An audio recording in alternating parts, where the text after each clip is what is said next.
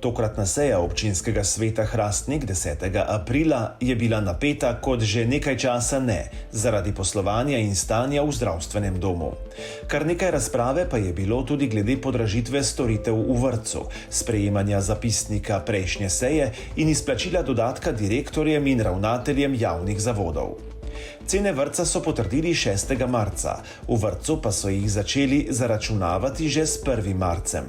Ker se sklepov ne sme potrjevati za nazaj, so sklep s prejšnje seje popravili in ga sprejeli brez točke o cenah. O 15-odstotnem povišanju bodo ponovno odločali na korespondenčni seji. Sejo so na kratko prekinili tudi zaradi soglasja k višini plače za redno delovno uspešnost direktorjev in ravnateljev javnih zavodov za lansko leto, konkretno ravnateljice vrtca. Svetnica Valentina Molk je opozorila, da zakon ne dopušča izplačil za uspešnost zavodom, ki poslujejo z izgubo. Po preverjanju je bilo ugotovljeno, da se za delovno uspešnost kljub negativnemu finančnemu poslovanju v preteklem letu lahko izplača dodatek, če se negativno stanje krije iz presežka poslovanja prejšnjih let, oziroma če zavod minus pokrije sam. Zato so soglasje potrdili.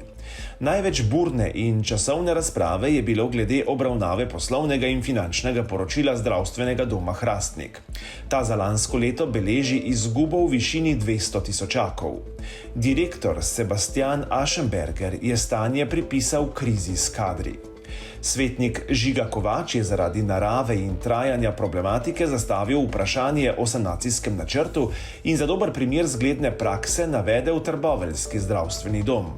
Župan in direktor zdravstvenega doma sta v nasprotju s svetnikom menila, da je primerjava le z enim zdravstvenim domom neobjektivna, nerealna in nespoštljiva, ter svetnikovo komunikacijo označila za neprimerno.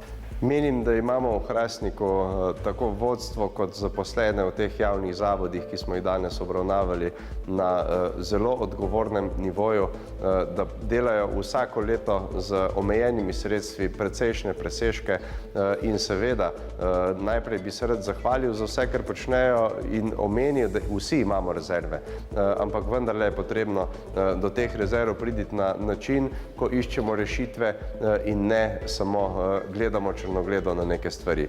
Jaz sem prepričan, da številni naši zavodi, tako šola, vrtec, tudi knjižnica, potem smo imeli danes še glasbeno šolo in zdravstveni dom, resnično izstopajo po marsikaterem projektu in se trudijo za to, da Hrastničani dobro in kvalitetno živimo.